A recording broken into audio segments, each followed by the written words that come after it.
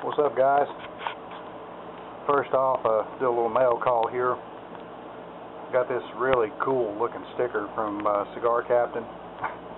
Anybody that hadn't checked his channel, I need to go over there. He's got some great videos, and this is just an awesome sticker. I really appreciate that, sir. Thank you very much. As far as what else has been going on,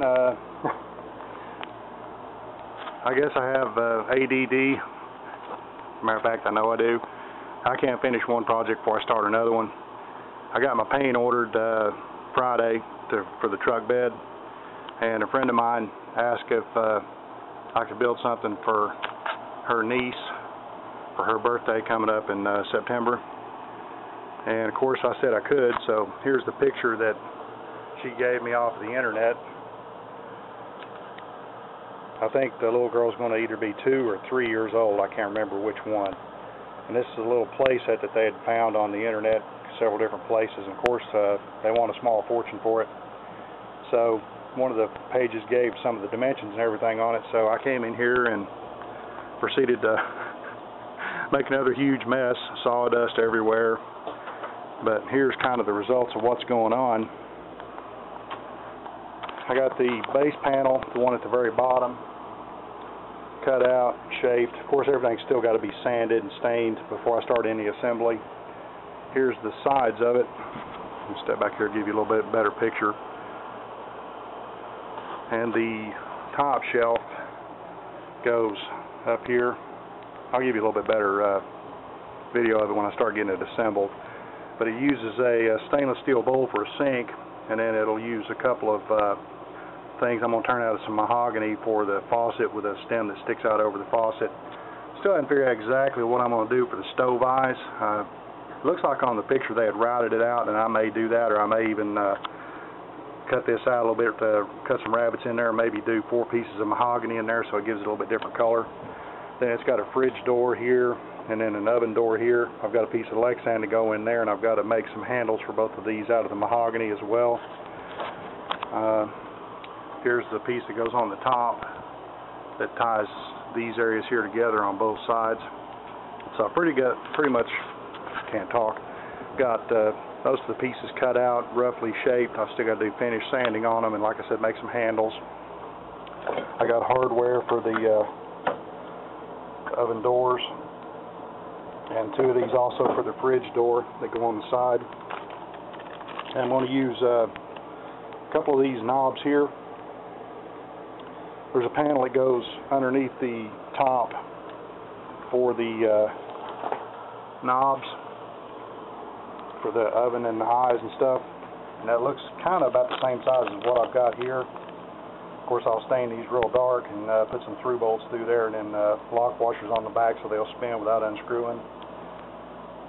But it took me about, I don't know, 6 hours roughly to get all this stuff cut out, shaped. I had to figure out all the design curves and stuff on the upper parts. That took more time than anything else, that and these recesses on the bottom.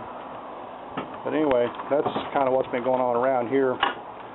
Mowing my yard the other day, and the selector for the deck height, I snagged it on a pipe sticking out and snapped that piece in half, so I've got it on here now with some I think it's like JB Weld or something, putting it back together so I can finish mowing. I spent all day yesterday mowing my yard, broke that piece and had to quit. But that's kind of what's going on here. The truck bed is pretty much ready for paint.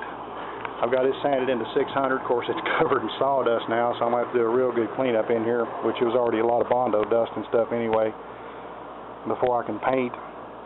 But I'm fixing to start cleaning all this mess up, all the little bits and pieces and everything else that, you know, all the scrap stuff. Of course, this is all white pine, doesn't have any treatment or nothing on it, so I'll go into my scrap pile.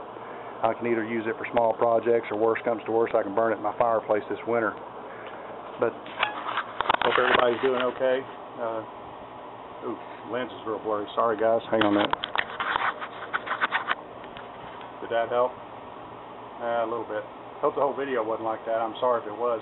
But hope everybody's doing well, and we'll catch you on the next one. Take care.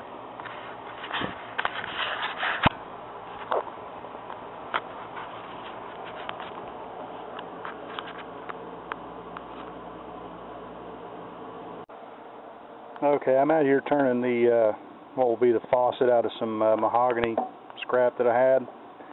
I've just about got it turned into the cylinder. You can still see the low spots right there. I'm going to take this down to about an inch, inch and a quarter for the final dimension. It's about a little over 2-inch block when I started, so I've still got a little bit more to take off of it, but I'll bring you back when I get it turned down and show you what the end result is. See you later. Okay, there it is. It's turned down to 1.25 inches. I'm going to cut a section out of it about, I don't know, inch, inch and a half long.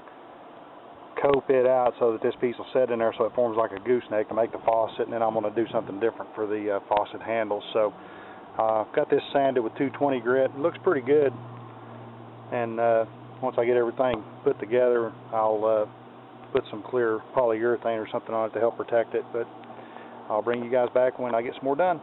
See you in a few. Okay, I've got the knobs turned.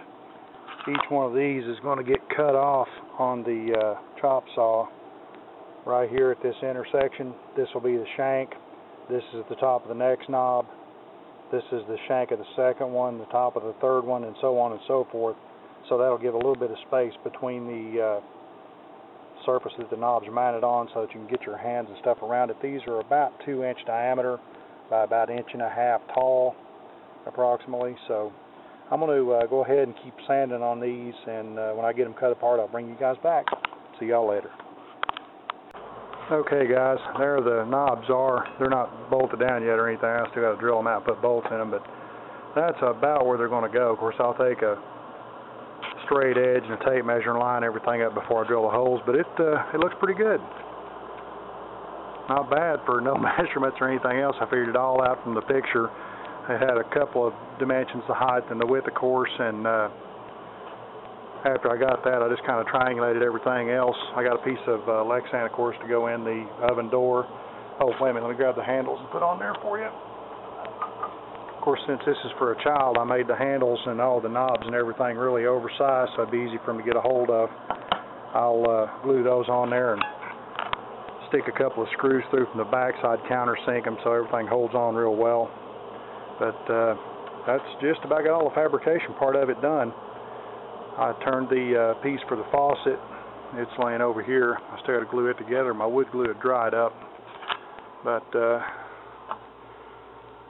I'll probably take and counterbore a little small hole right here and take an old aerator out of a sink faucet or something and stick on there. Then glue it all together, stain it a little bit, and mount everything together when I put it on there. So, well, thanks for hanging out with me and watching the video, even though it's nothing to do with cars this time. Just kind of what's going on around here at the wood shop. Oh, sorry, that's Matthew, the wood shop. This is the chaos den, I guess you'd call it, because I got all this stuff going on and really can't concentrate on any one project. So you guys take it easy, and I'll see you on the next one.